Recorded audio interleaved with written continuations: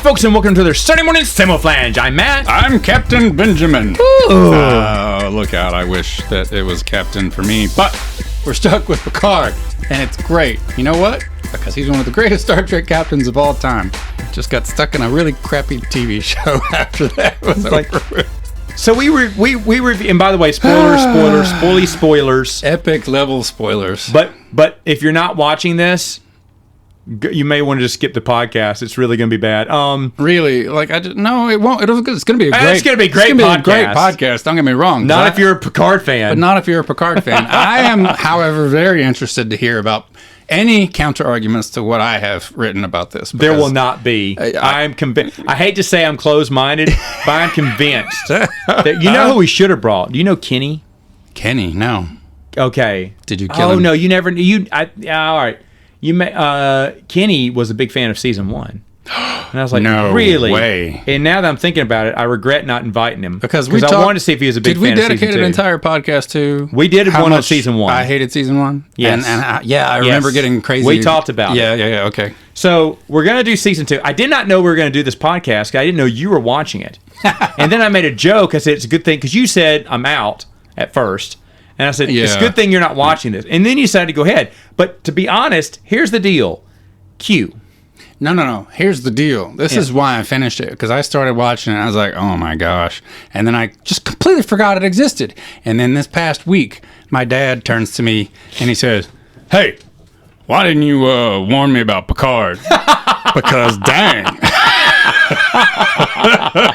Oh, it's so bad. He binged the whole thing and just watched through it. He hated it. And he's like, why didn't you warn me about that? So I was like, oh, I'm sorry. I didn't even think about it. Now, let's reestablish here. You have got to be one of the biggest Star Trek Next Generation fans out there. You watch an episode every night before you go to bed. Nearly. It's a tradition. Not just TNG. Any version of Star Trek. Any episode, but TNG is your favorite. Is it? No? Yeah, I'm sorry if I misspoke. It's been, I think, usurped by DS9. DS9 is phenomenal. It's amazing. And you know what? I was the same way. I said TNG over DS9, but now I picked DS9. Yeah. And I think Armin Shimmerman, who was Quark, had the best quote. He said when they were making the show that we are doing some really great storytelling here, and I think that we're just overshadowed by TNG and Voyager right now. And they were. And they were at the wrong time slot and the wrong channel and everything else. But people have come to realize how good that show and that storytelling is. Any episode with the Ferengi. The magnificent Ferengi. Is unbelievably good. Yeah. Not just Quark, but all of them were great. What's his name? Jeffrey Combs. Oh, yeah. One of his best characters. Brunt FCA. Brunt FCA. And he's great. And I didn't even know that was Jeffrey Combs. Yeah. Even though knowing he's the master of disguise, I didn't get it. It was because it's a different... Exactly. That man is the most amazing actor. They featured him as Grand Nagus, or not Grand Nagus. He was Gent, or Brunt FCA. Yeah. But in the very next episode, he comes back as like the primary dude, the villain who plays the Vorta or whatever. It's like how do you go from that character two just different completely characters? Different. You'd never know it was the same guy. The man is amazing. He's a genius. The unsung hero of Star Trek. All of that to say, the setup is I'm a huge Star Trek fan. Yeah. So that leading into that, and then I guess the recap of season 1 for me is that I pulled half of my hair out when they just came up with let's ride our way out of this predicament we're in. We're going to give them a wishing machine, and then whatever they wish for just materializes. And that just was the most appalling, insulting, absurd thing I've ever seen on Star Trek, and that's something. Until Picard season 2. Until Picard. Now look, I'm gonna give it this. I liked season 2 better than season 1. Now let me tell you, season 1 is on a dirty kitchen floor, so it's not like it's a huge improvement or a compliment. Okay. I mean, it's on a dirty kitchen floor. Season 1 is on a dirty bathroom floor. Yeah. Season 2 is on a dirty kitchen floor. Yeah. It's just the area where it's dirty. No. Filthy. There were moments of season 2 that I genuinely enjoyed. The very first episode, I had high hopes. Yeah, it was good. It was very good. Mon Capitan. Yeah. And then it's great. It's great. And sadly, that's the only time we really see Q. Yeah, he's not in it much. Well, no, after that, He is Mr. I'm not fun Q. I'm angry Q. How can you suck the life and fun out of a character called Q? Watch Picard season 2. If I was John DeLance, I would have said thank you, but no thank you. Maybe they just showed him the script to episode 1. Well, look, I didn't mind that change in Q's character that much. And here's why. Is because the only way they convinced Patrick Stewart to come back is they said it's not going to be the Jean-Luc Picard everybody knows. It's going to be a bad idea. Different Picard. Which, I mean, it hasn't worked nearly as well as the original that we love, right? But I get why the actor, A, and the writers, B, would want to do an entirely different thing. Q, same thing. I think they approached John Delancey and they said, listen, we're not going to do Q the way he was. We're going to have him be the opposite, and we're going to throw curveballs at people. And I think that some of them are very forced changes. Some of them work. And it's really just throwing spaghetti at the wall, and it doesn't make a lot of stick. It was embarrassing, I think. The first episode was good. After that, embarrassing. Now, you said to me when you were watching it that you got to about season 4 and you were like, oh, God, I see where they're going with this. And then that's when you really, in episode 4, you started to really... Is that when I text you? That's when you texted me. You're like, I can't handle this. Oh, it's in a nosedive at this point. I'll tell you this. That is not Picard. That is not Jean-Luc Picard. I don't know who it is. It's a clone. He's the alternate timeline. Obviously. But the thing is, though, this Picard and Next Generation Picard is in control. He gets what he wants. He demands. He leads. This one's like, please. This one begs. Yeah. He does platitude after platitude and doesn't just take command like Picard would. That's why he's a great Starfleet captain. But it's like, this is the wimpy Picard. Picard of 20 years ago would have, said, get a backbone, man. Now, question for you. Where's his older brother? Oh, that's a good point. Did they mention him in passing in season 1? Oh, I don't know. Where's his older brother? They should have brought him up. He was in there the whole time. I hate that he comes from... No, wait a minute. He died. They all died. Well, they died, but he's not featured. He's not in any of the flashbacks. They treat him like he's an only child in season 2. You're right. That's a good point. And what was one of the best episodes ever was when he went to the vineyard. Yeah, but I mean, it was established in one of the movies, like canon-wise, that his family died in the fire, right? Yes. But you're right. All the flashbacks to his childhood. Now, here's the reason why that never caught my attention is because all those childhood flashback things, I just stopped paying attention entirely. Dad's mom was crazy. I was on my phone. Please. Like whenever I was just waiting for it to be over with, and I was on my phone. Why can't he have a loving family? Why can't he just have a normal family? What's wrong with that? Why was this never mentioned in any Next Generation that his mother had issues? Committed suicide, right? Surely there was an episode where someone dealt with mental issues, and Picard could have, mentioned it or something. Yeah. No. Don't make a big change like that. No. Another one. Oh boy. Do you remember what it was in episode 4 that got you? I don't remember now. I generally liked the young Guinan. She was hit and miss for me. She had moments. Okay. I love seeing So that's the first time she met Picard, huh? I loved seeing... That's not true. That is not true, because didn't she meet him... In 1800s. With Mark Twain. Right. I knew it. Yeah, Mark Twain. I said... Now, and that was the question I was burned to ask you, because I said, I don't know if that was a holodeck adventure, but I almost positive that took place in real time. It was a time travel. And that was the first time they met, and that's a big episode. Yeah, it's beautiful. It's when their relationship really forms and they become... You see the depth of their relationship. But as a Guinan episode, you think they'd watch the Guinan episodes at least. There's not that many. Now, here's the thing. If I recall correctly, even in that episode, I think... No, you're right. I don't know. That may have been the first time that Guinan met him. But it was. You're right. In the 1800s. Wow. And they became friends then. Yes, they're in the California Because remember, afterwards, he goes up to the bar. She's like, now I can finally... Yeah, exactly. Yeah, right, that was a great episode. Mm-hmm. Piss on you. It was beautiful. And then they did something called Gary 47, where I was like, what the heck is that? So I looked it up. It is from an old Star Trek episode, Captain Kirk episode. They were trying to do a spin-off. Yeah. A super agent man, and they try to put that in the canon. Why do you want to be that? Why do you want to tie in? Why are you paying more attention to a Captain Kirk junk third season? Probably the worst season of definitely the worst season of Star Trek, the first one, but one of the worst episodes ever.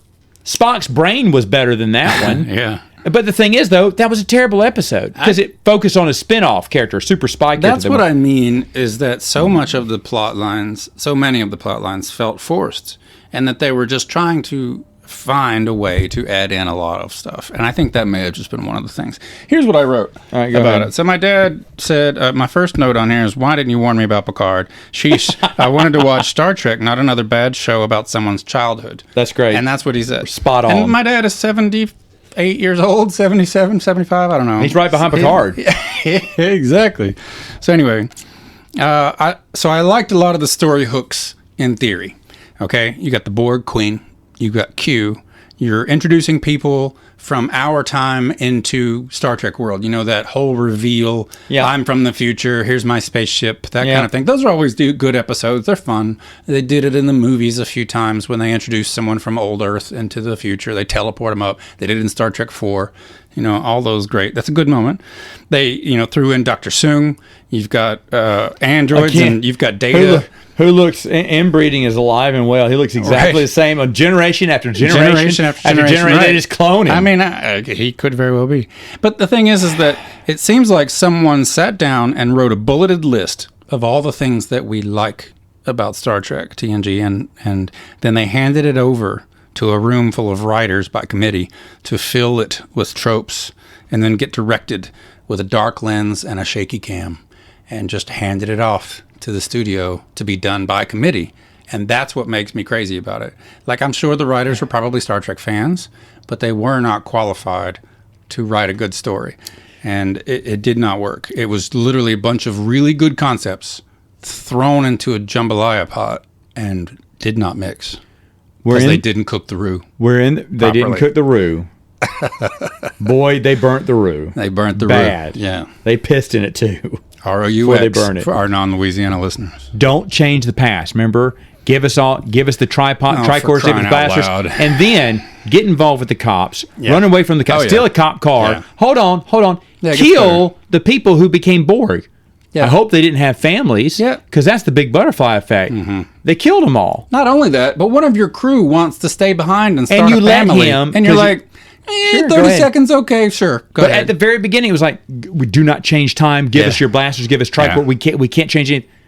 F that. After the second episode, after that, 2 episodes later, nonsense. Yeah, let's just go ahead and have fun. It's like, is this? It was almost a game of, that game you played around the campfire when you were kids. You whisper something and you see what it changed into after a while. It's almost like someone picked up you told a bit of a story around the campfire, then someone picked it up. Pick it up and finish it. And it took so many left turns, and it contradicted itself after. That's exactly. It felt like it was a different writer every episode. Exactly. And they didn't watch the episode previously. They just said, "Where are we now? Exactly. Okay, I'll take it from here." That's exactly. And they said, "Here's the end game." That's what I'm saying. That's it. Somebody had the beginning and the end written, and they filled in the middle with a bunch of hand-me-down by committee. Writers. And spun a wheel to see what the next topic was the episode was about. Yeah, exactly. I mean, it was that bad. It was not good. Keep going with your notes. So, to add to that, the action. So, let me skip a little bit. Because the action scenes, I have so much written about the action scenes. And I say action every time with air quotes. Action. Yeah, the action. So, I had written like this big long paragraph about frustration with that. And then I realized it's not that the action scenes are bad, which some of them are, but some of them are actually pretty good. Like, there are some really well stunted, coordinated, timed, good action scenes that are great. And then I wrote, no, I was wrong. It's not because the action is bad. It's because it doesn't need to be there. Exactly. And then I said, pointless. Why, all caps, would you turn Star Trek into an action show? And then I wrote, why would you try? Because they didn't. And why would you even try to turn We don't watch Star Trek for the action. Who the heck do you know who likes Star Trek and says, oh, you should watch Star Trek. Some of the action in that show is fantastic. Like, no one says that. Mm-hmm. Who cares? Yeah. And we don't care that the special effects from the 60s, the 80s, the 2000s, they look horrible. But we don't care because the story, the appeal of Star Trek is the heart. The heart and the characters. And some of those stand the test of time. Some of them. Some of them will. The characters or the stories or the computer graphics or whatever. What are you talking about? No. I mean, what stands the test of the time? action, the scenes that they do, the purpose of it, even bad CGI. Like there's a show I love called Babylon 5, and it was made in the early 2000s. It's got that terrible 2000s CGI, you know, and it's still a good show, even though the CGI is really bad. CGI is really bad. Totally takes you out of it when you see it. Yeah, a little bit, but because they, you know, I give them a pass because I just recently watched this again, and because I give them a pass because it's like, okay, well, it could have been better, but it's not. But they did the best with what they had, and I don't mind that. That doesn't bother me as bad because it serves a purpose. And if they had better CGI in those, and I heard they re-released them with better CGI, so those are much better. But to me, like, who cares? I don't care. Like if they did all of TNG, like they did remaster it into Blu-ray, right? And even if they rewrote it and reshot it and made it top of the line today, and Marvel worked on it, it wouldn't improve it at all to me. It wouldn't make it better. It might be prettier for about 10 years, and then it'll look like garbage again. But the story will be the same. And as long as the story and the characters and the heart is the same, who cares what the CG effects look like? Who cares what the phasers look like when they shoot them? Exactly. We're not watching it to see a phaser shoot. We're watching it to see a science fiction story based in the future where it's an idyllic human evolutionary process. We have become better. We have outgrown our pettiness. We have outgrown our awful side of our humanity, and that's why that's what's important. I hate those stories that ignore that, because that was Gene Roddenberry's whole plan. Is that, you know, we'll get better.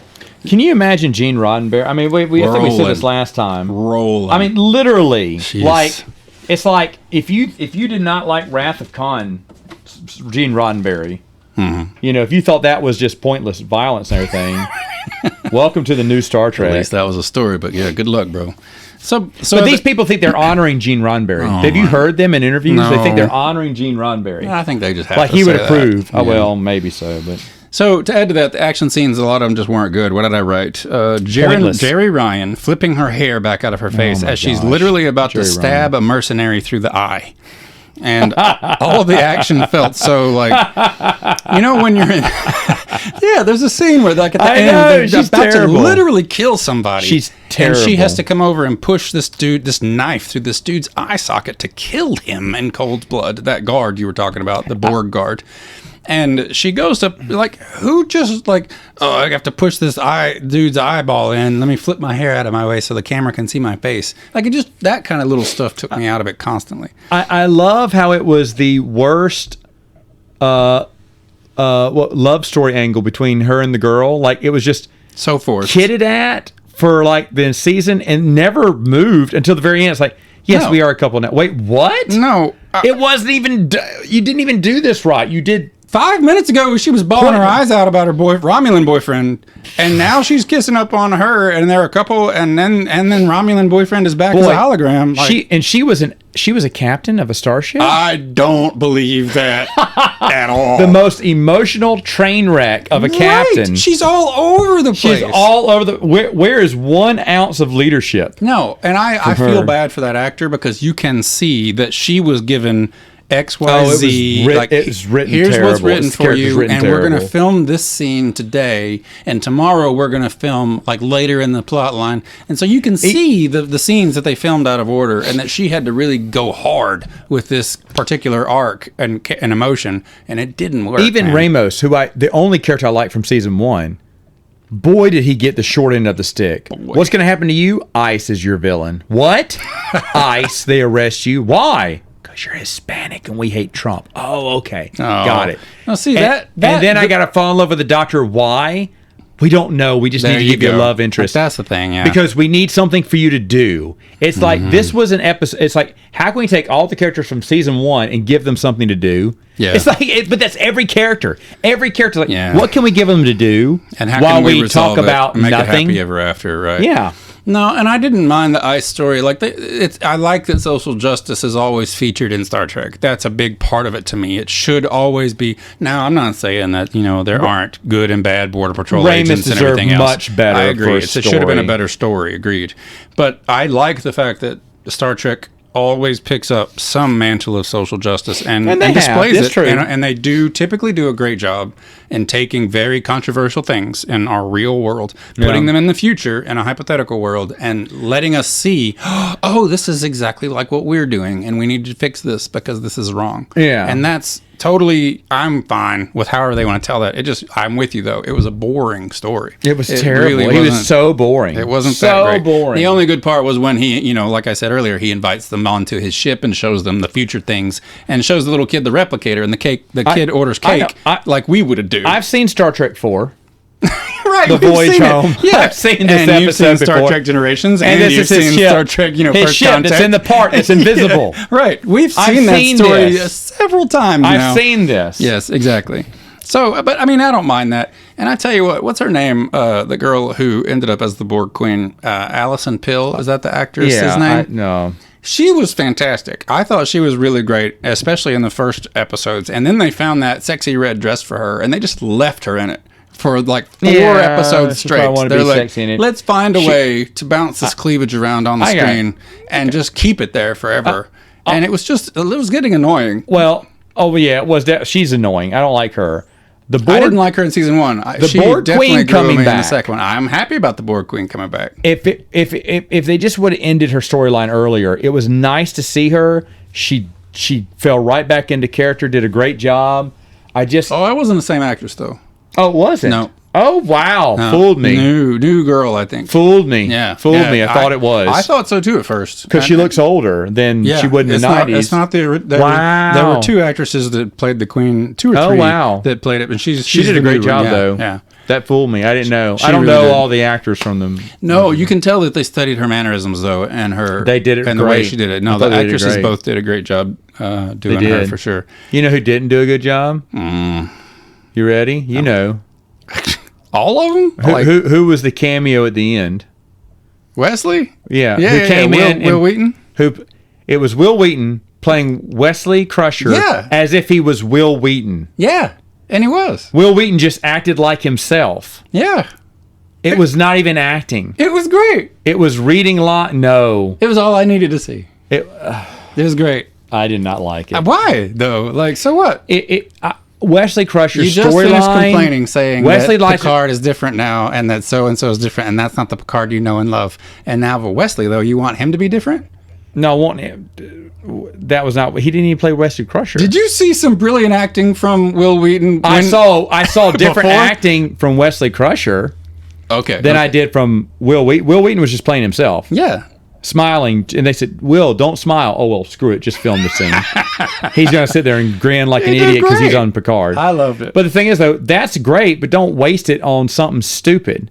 Why at the very end is she brought in? I don't understand any of that. That was very quick and forced, it felt. It was it was a forced it was like, hey, let's give Will a scene. How do we end this and throw Will in there? It was dumb. Yeah, it was dumb. It was pointless. And the thing is that he went with the Traveler. Yeah. And that whole storyline, they could have improved. He says, hey, what I wish he would have said is like, this storyline, this whole error, past 2 seasons, is not real. This is some alternate bad storyline that we need to correct. And I'm on board now because you've washed out the last 2 seasons of Picard. No, that's what I wrote. Made me happy. Because listen, end of season 1, they're like, how do we get out of this? Let's make a magical wish machine. Here's what I wrote for season 2. Wesley Crusher is their new get out of jail free card. It's fine. It's better than the wish machine from season 1. I don't mind. But he didn't do anything to rectify. They did improve on the Traveler story, and Will Wheaton did say that, like in his own, he's like, my canon for Wesley Crusher, because people have asked him over the years, like, what do you think Wesley did? And he says, I went off with the Traveler and did this thing, and da-da-da-da, because his scene was cut from Generations or whatever it was. No, it was Nemesis, maybe? Nemesis. Yeah, he was supposed to be in Nemesis. Yeah, so that wasn't official and everything, but I love that they gave him exactly what he wanted as far as the actor wanted that. I wish they would involve the Traveler storyline and made it count for something. But it did, and that's what I'm saying. It became the get out of jail free card, A, and B, they became literally the Guardians of the Galaxy. Like, that's pretty fantastic. You get to say you're one of the Guardians of the Galaxy. Now, introducing Home Chick into it after a 30-second recruitment speech is a little pushing it. I don't know. Especially because at least with the Traveler and Wesley, we had like an entire episode, and then dude had to come back like a whole season later. Yeah. And, we've had depth at that point, and we cared when Wesley went away that dude came back because we know this guy. Better episode. Remember my idea of Picard just sitting at the vineyard and then people coming to see him every episode? And that's it. They're just sipping wine and eating cheese and talking things over. One would have been him and Beverly Crusher, and Beverly saying that I miss my son, and Picard giving her some advice on how we deal with loss and missed loved ones. And then at the end, Will Wheaton appears, and he and his mom have a heartfelt talk, and he tells his mom he's going to be all right, it's going to be okay. And then he says hello to Picard, and then he disappears. Wesley Crusher goes back into traveling again, and that's the end of the episode. Beautiful. That's what I want to see. It could have been great. It could have been great. Mm-hmm. And Q comes to visit him, and they just have a chat. He gives them little. They have debates about who has the most infinite power in the universe. Well, the thing is though, I could give you seriously. I was thinking about this. My idea of Picard sitting at the vineyard the whole season long, and people coming to visit with him problems. Another one. Here's how you bring Q in. Bring Q in, and Q goes, "Okay, you're master of a little vineyard. I'm going to make you king of the world. I'll make you king of the universe." And snaps his fingers, and he's king and running everything. Done. And now because of you, peace is in the galaxy. Now because of you, the Romulans and the Federation are now one. Now because of you.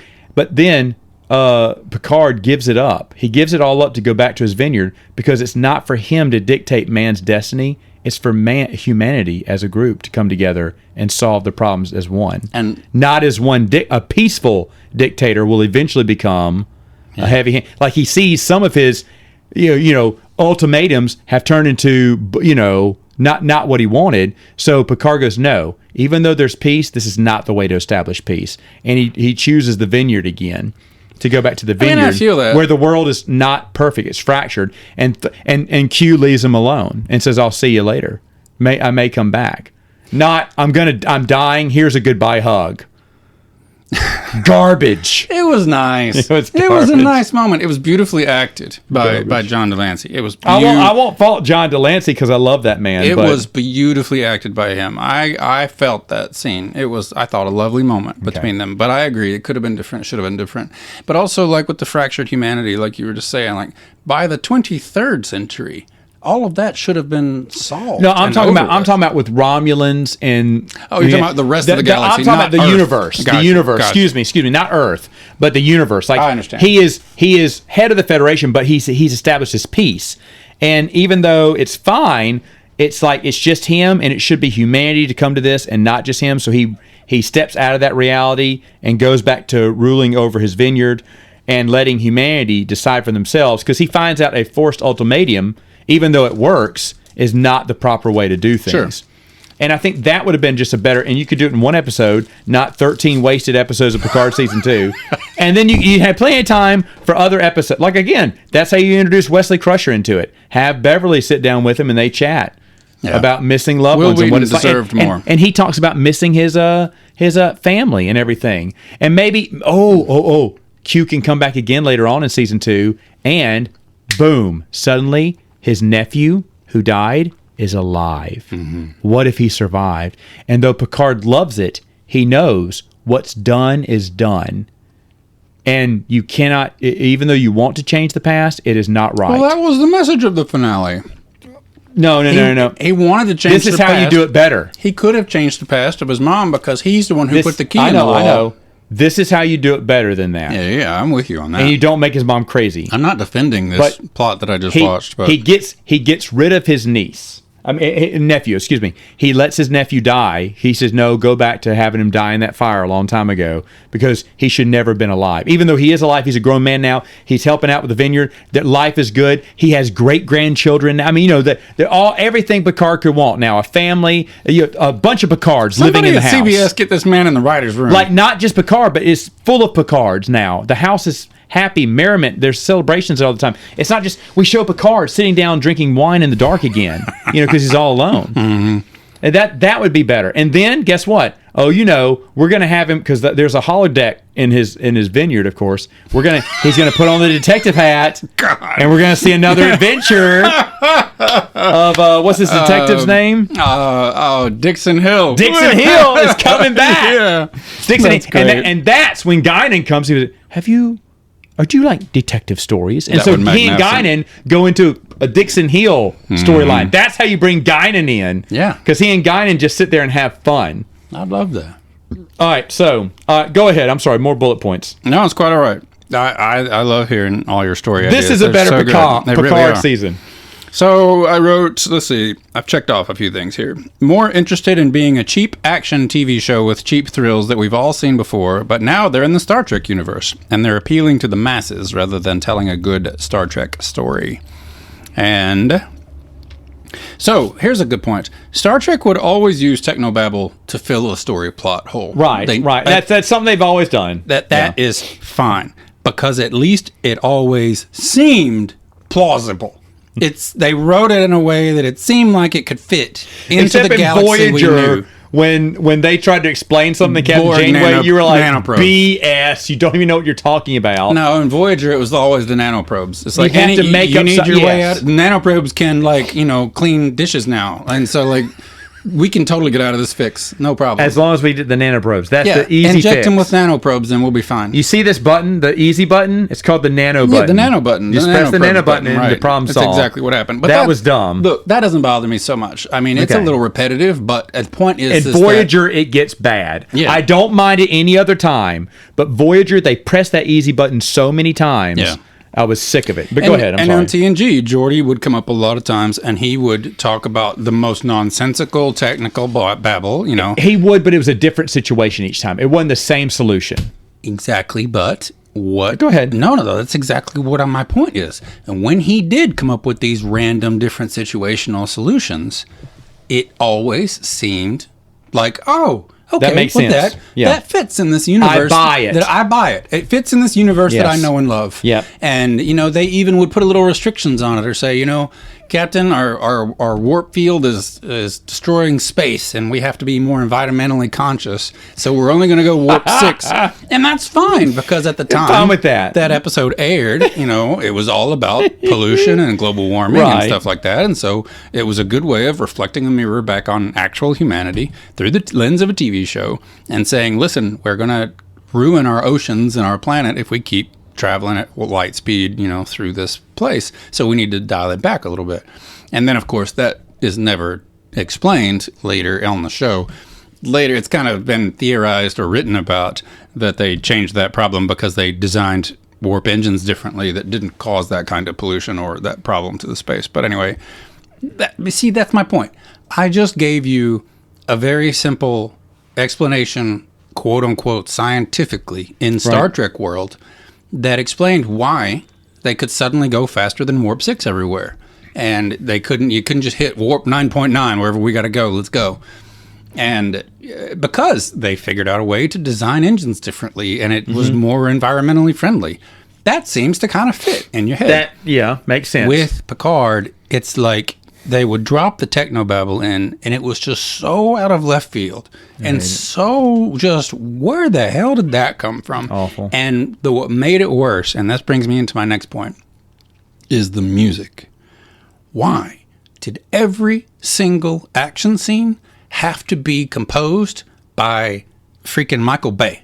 Like, everything. Oh, wow. I didn't realize this. Every scene. You're running through an alleyway. It's big music. It's like the most devastating, like, what's happening right now? It was, Picard's kind of in a hurry because he's only got a few minutes left to, He's like, I got to get down to Guinan, and it's huge, like, swelling uproar of nonsensical, like, the most adrenaline-pumping music they could ever write.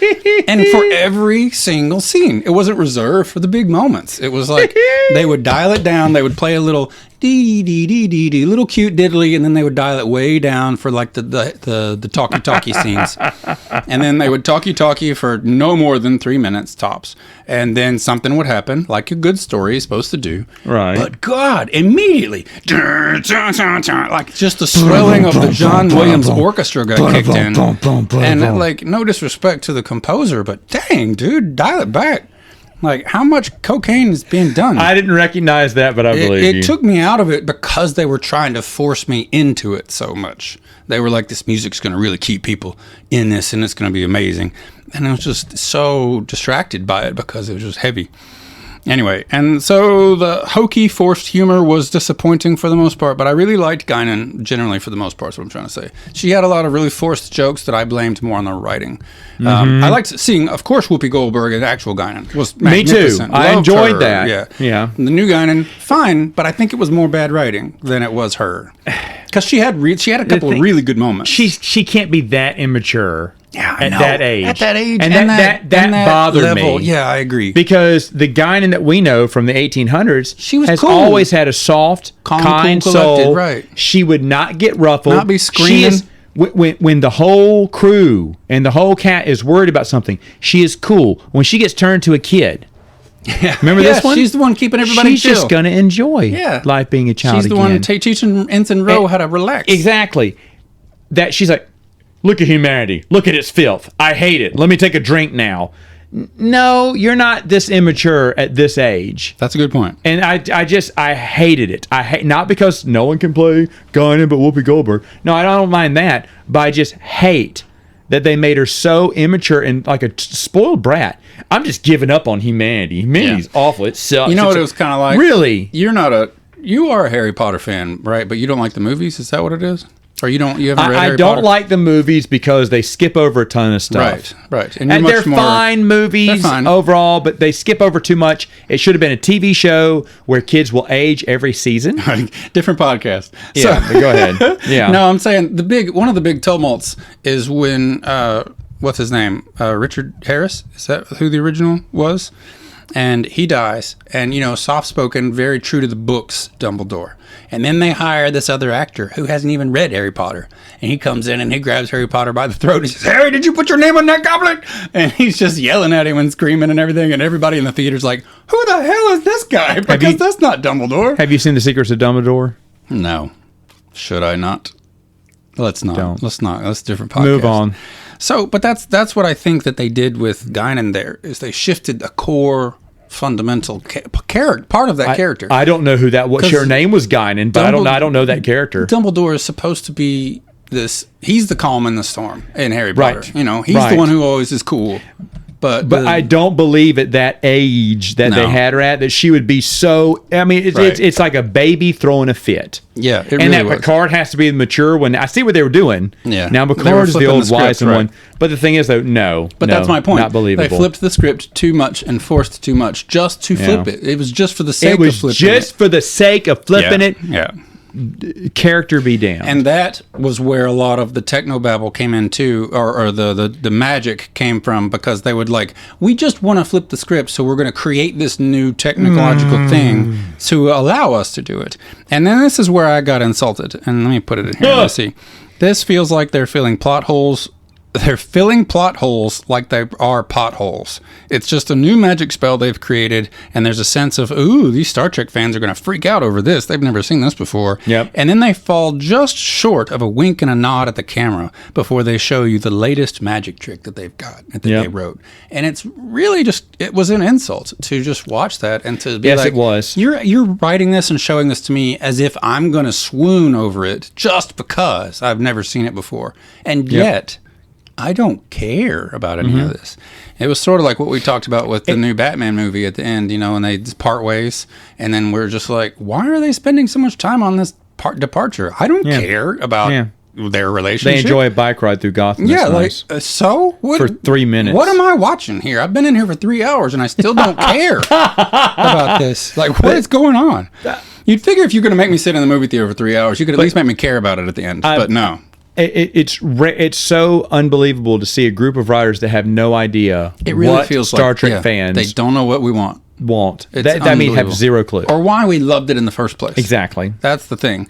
They felt like the producers came in and said, all right, guys, we need this many action scenes. Exactly. Check the boxes. We need a director who's got shaky cam experience because we can't have a steady shot in this entire show. We've got to do some Jason Bourne stuff in here. Stop now. While you're ahead. You've got a cameraman with Parkinson's? Put him on the payroll. Let's go. Oh my God. Like it was nuts. And so I got dizzy. And I hate it when people are on their phones during movies and TV shows that I'm trying to watch with them because I want to enjoy it with them. I couldn't watch it. I had to look at my phone because it was a stable screen. Like I was getting motion sickness watching this show.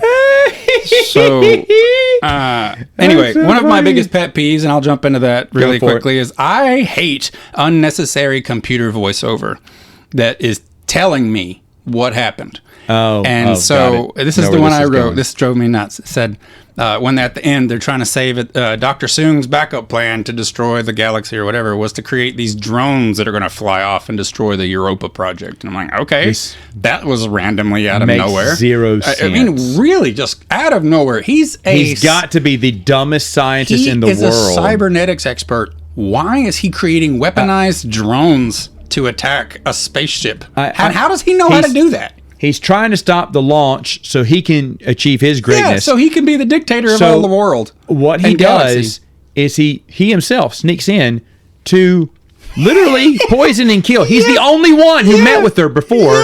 He's on video everywhere. He's even said, I'm a big donor. I get special permission to get to her. Walks out. Then she's going to die. Yeah. And they're going to say, who was the last person to see her? Let's put up the video recorders that we have because she's being watched. Let's pull up the video and see, Dr. Soong killed her. So now his legacy is gone because he decided to kill her. Yep. Not hire someone. This is the dumbest thing in the world. After all that happens, and they do destroy the drones by the pilot flying some drones he's never seen before in his life, and he's able to control them so perfectly he destroys the other drones. Yes. Which is great. It's great. The computer chimes in after the scene that you just watched and says, all drones destroyed. Sequence deactivated. Yeah, no crap. We just watched you do it. Why are you going to repeat back to me what I just saw? Because you're stupid. I thought that was going to be the worst one. No, it got worse. And I put the worst one was the freaking finale. They didn't tell you once what you just watched. They told you twice. Because home chick breaks into Dr. Soong's files on like an Oculus Quest from the library or something. Right. And deletes all his research. And then after it's over, the computer says to you 2 times, 100% file deletion confirmed. Oh, yeah. And then she says, system-wide purge complete. What is the difference between those two sentences? And why did you need to tell me that when I just saw all the files deleted? I totally forgot about that. She just said to him, I'm deleting all of your stuff. Repeats the same thing. And then on top of that, why in God's name would Dr. Soong have programmed a computer to say out loud, all files deleted? Like, what? Shouldn't the program that shouldn't that have deleted her freaking voice too? Like, delete the computer voice if you're going to delete all the files. I didn't even think about that. That's a good point. It's so insulting to me because it happens over and over. And it's is the computers... Just in case you don't know what's going on. Exactly. Let me treat us like spoon feed you like a baby. Not once, but twice in that scene. And I didn't recognize that, but you're right. Every time the computer speaks in Star Trek Picard, it's because it thinks you are a moron. It's not... Picard, like you said, giving an order to the computer to do something. Computer, whatever, warp 5, who cares? Calculate this. It doesn't matter. And, the computer would come back with a snarky or a very mechanical, like, no files found in system parameters or something like that. And it was kind of fun. It was good writing. This one, it's just an unnecessary plot reminder. And I hate it. Because Star Trek has always been... I'm trying to think of a good way to say this without sounding pretentious. But it's a smart show. It's a very smart show. It's a good show about good, humanized plot points that we all need to recognize and learn and grow from. But it's an intelligent show, and it's still just a serialized sci-fi show. But it's somewhat intelligent. It's not just droned down. Right. Let's shoot lasers at all the aliens every week, and then. Make a new phaser machine gun, which is a whole other plot point I'm not going to get into. Excuse me.